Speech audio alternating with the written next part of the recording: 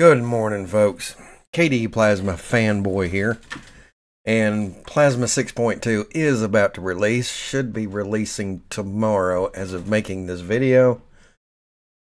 And there's nothing here blowing me away, but there's a couple of nice things that I want to address. So, this week in Plasma 6.2 is nigh. This is from Adventures in Linux, pointystick.com. Plasma 6.2 will release in just 3 days. This was written October 4th. It's now October 6th, so tomorrow will make the 3rd day. In the end, we did revert the notification changes I mentioned last week, so users of Plasma 6.2 won't experience any of the issues with notifications. The list of verified 6.2 regressions is extremely small, with most being low importance. We will, of course, eventually get them fixed anyway, but they aren't release blockers. Let's go ahead and have a look at the extremely small list of regressions. So, no longer possible to show clock on prompt, but hide it when prompt is hidden. Okay, I'm not sure. Quinn Whalen spams Quinn Scene OpenGL. I don't get that. And as far as I know, I don't get that, but it might be a silent error. Closing the only window on one screen does not focus the window on another screen. I don't know. New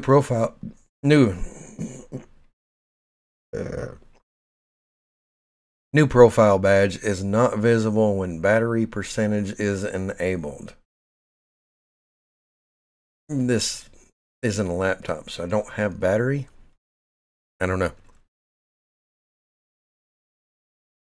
So those are definitely, I agree, extremely small. Notable new features. Distros can now customize the set of apps shown on Discover's homepage in the Editor's Choice section. It sounds good for distros. Let's take a quick look at Discover. On Discover's homepage, which is his homepage. So these must be curated right now by KDE Discover team. Would be my guess. I guess. And distros will be able to set their own.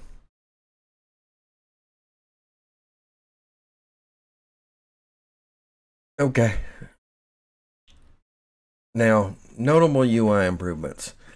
This right here is actually the primary reason I'm even making this video. This is a very small improvement, but it's a very necessary improvement. So this is actually one of those things that used to bug me, or has bugged me for a time. So it reads, we've returned to the older style of default audio naming from Plasma 6.1, plus a few extra heuristics to hopefully make it even better when using Pipewire. And don't worry, the new feature to rename devices remains present. That's okay, cool. Discover now only shows the total size of available updates once it's finished checking for them, so the number is always accurate and doesn't bounce around. Okay, that's a good thing for sure, but this one right here, audio device naming. This one's always been bad. So I'm going to bring up my audio. Configure audio devices. And that's weird because it doesn't show when I do that. I have to go back. That's weird. So when you look at my line out and analog input, this is what you see. Line out, analog input. Not very descriptive. I've got roughly about 4 different inputs considering webcam, motherboard audio, video card audio. So this is not very descriptive. Line out, analog input. What's any of that mean? This shows you a pretty good example. And this is what it should look like. Definitely a little bit more descriptive here. And here's an example. Z411 says, in my case, both inputs look like volt 2, volt 2. In the case of the other reporter, it looks like UMC 202 HD 192K twice. It's not, and he says in this case, it's not just same like, but basically broken. 100%. Let's look on down here. So this is a more descriptive detail. The name of the card, the UMC 202 HD 192K. So the reason there's two of them is because there is technically two of them, but one of them, input 2, input 1, at least have that description. At least have something that differentiates the two. And also volt 2 and input 1, input 2. We'll come on down. So there's this, let's see, keep going. So right here, the node.description is D10 headphones, but the node.nic is D10. It'd be nice if the nick is what shows, the nickname. That's what actually shows in your list. So it'd be nice if your list said headphones. Yep, I can confirm that node.description provides a better naming alternative for the device. Node description, Scarlett Solo, input 1 mic. Node description, Scarlett Solo, input 2 INST hyphen line or slash line. Let's see, come on down. Right here. This is a really good example. Node.nic, webcam C920, and another Node.nic HD Pro webcam C920. The NIC is the same thing. One of them is an audio source and one of them is a video source. Theoretically, the video source wouldn't show up in your list of audio devices. Theoretically. So here's a good one. USB audio 3, 1 and audio and 2. 3 is USB audio SPDIF output. And then front headphones, audio speakers, audio microphones. So the description is much better. And that's primarily what I wanted to show here. Allow users to rename device and select preferred name source. Some of this discussion makes it sound like you can actually name it. You can click it, tap on your keyboard, and rename it yourself. I don't know if that's going to happen, but some of this reads like it's going to happen. And some of this is talking about the back end of Wire Plumber. Should they fix it? Should we fix it? It's the normal, it's ain't our problem, it's upstream. But they did take it up. They did decide to do something with it. So, awesome, kudos. Here's another example. The nick versus the description.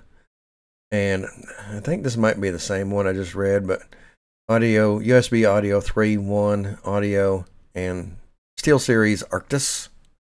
And then USB audio 2, 1 SteelSeries Arctis. And you have a list like this, you have no idea what any of that means.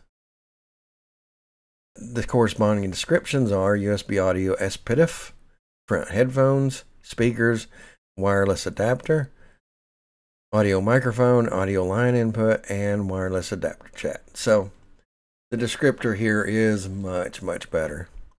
To summarize the reply from Wire Plumber upstream, description is upstream's intended field for UI display, not NIC. So actually, KDE was doing it not the way that Wire Plumber had intended. They kind of switched it around. Okay. So they're setting it back to description as far as I can tell, and possibly have it to where you can name it. That is kind of what it read, how it read. And don't worry, the new feature to rename devices remains present. That makes it sound like you can rename it. Either that or you can select the name you want from a list. I don't know.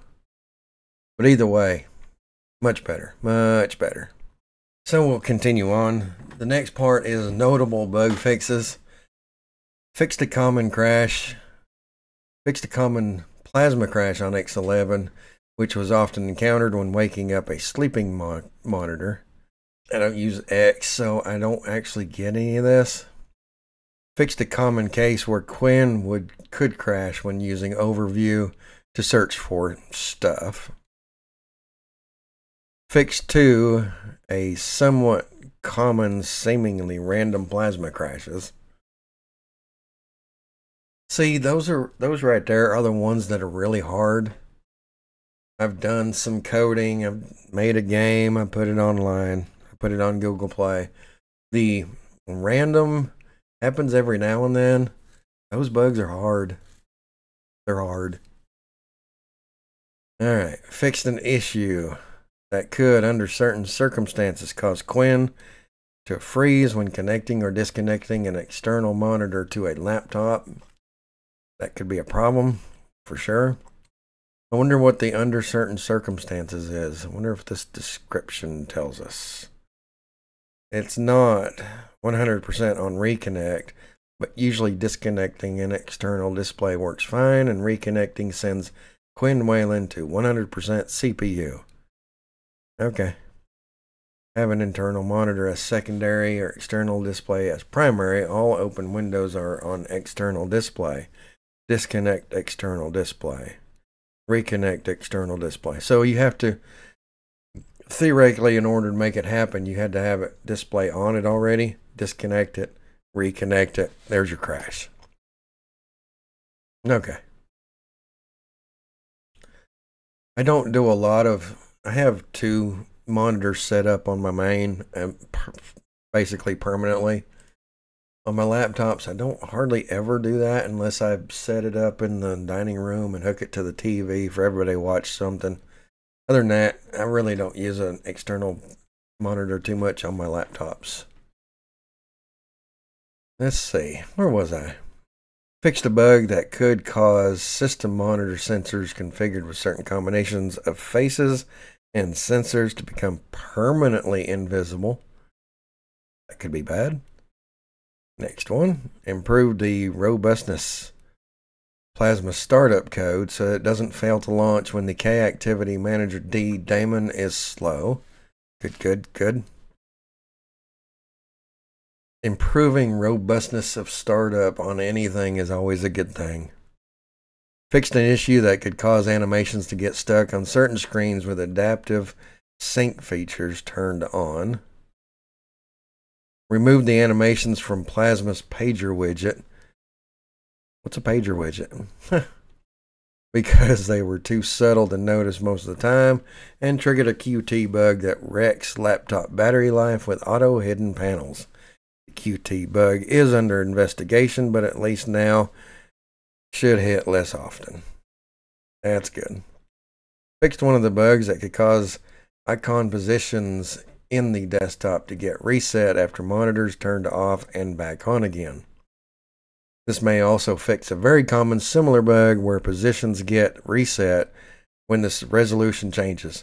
That's still being verified. And of course, there may be other bugs with positioning as well, but this was one of them and it's fixed now. Others are being investigated. Cool beans. Fixed Quinn's toggle raise and lower functionality so that it does in fact lower the window again. Toggle raise and lower functionality.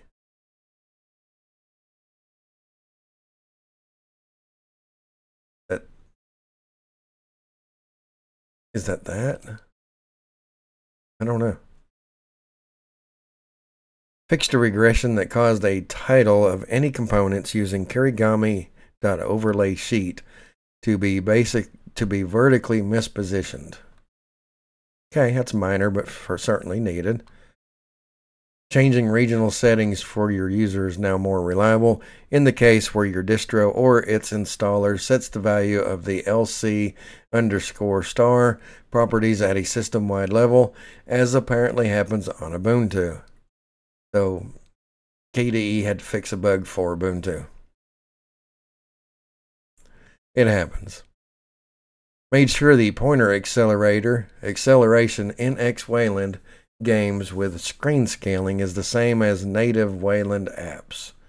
That's good. That is good. I've seen, not quite so much lately, but I have seen it in the past where your X Wayland pointer is huge. So yeah. So other bug information of note: 2 very high priority Plasma bugs. And I can click current list of bugs. It's probably 2. Nope. I wonder. Okay, so these are probably the 2 that got fixed. Plasma shell randomly exits with Wayland protocol error. Invalid window geometry size. And some notifications are distorted and misaligned. 30. 15-minute Plasma bugs, down from 33. I'm not going to read all these. We'll scan over it.